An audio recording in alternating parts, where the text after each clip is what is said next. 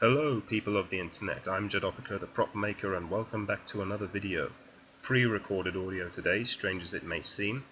I know the sound quality isn't that great, just bear with me for now. If you've been following my videos lately, you'll know I was foolish enough to challenge Wulf from Armory Terrain and Maxx of Larpmix to a pirate-themed prop sword making competition. Particularly foolish in the case of Wulf, as he once ran a pirate LARP out of Brisbane, Australia for 10 years. Anyway, the point is, they both responded, and they both accepted the call to action, with Wulf being the more ferocious of the two. I should tell you, though, that while Maxx accepted, he won't be as quick to answer as Wulf was.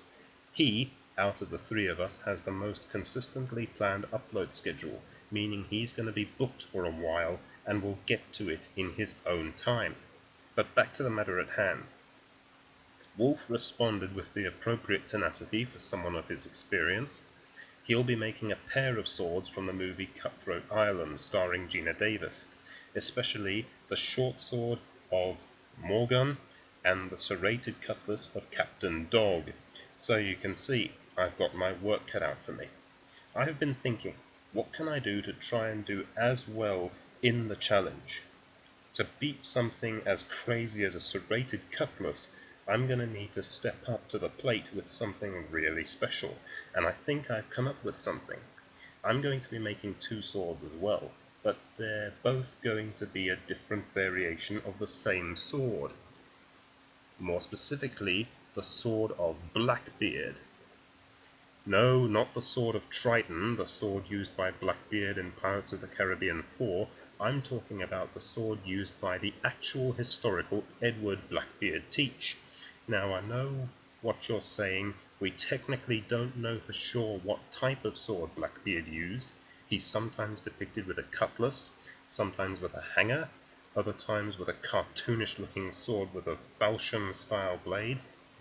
I did a bit of research, though, and there is an actual historical piece that is believed to belong to old Thatch.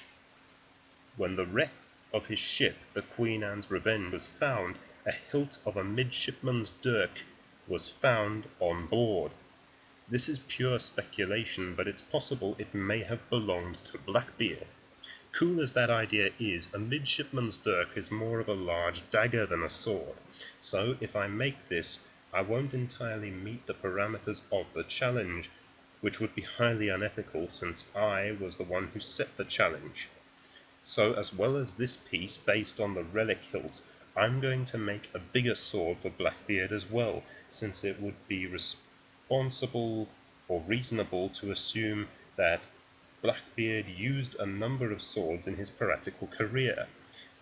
But what style am I going to make this other sword? Well, there is another artistic depiction of Blackbeard where he appears to be carrying an ornate sword with an animal head pommel, either a lion or a wolf, I can't tell for sure. Judging by the shape of the sword, it looks to be either a saber or a mameluke.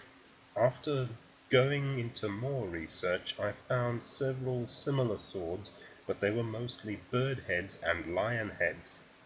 I did find one that had a wolf head, but it looks more like a modern recreation rather than a historical piece.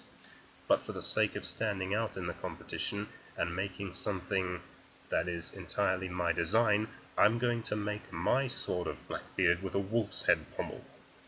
So, here is a rough drawing of the swords I'm going to make. The midshipman's hanger, more grounded in simplicity, and an ornate pirate sword with a wolf's head pommel, more symbolizing his rise to captaincy. Hopefully I'll be able to pull together a pair of weapons to rival what Wulf is bringing to the table, but given Wulf's track record, he'll likely own this competition, and I'll have to learn the Davy Jones locker combination. In the meantime, thank you for watching. I have been Jadopika the Prop Maker. Stay tuned for part 2, and remember, once the course is laid and the anchor's weighed, there's no turning back, only surrender or death.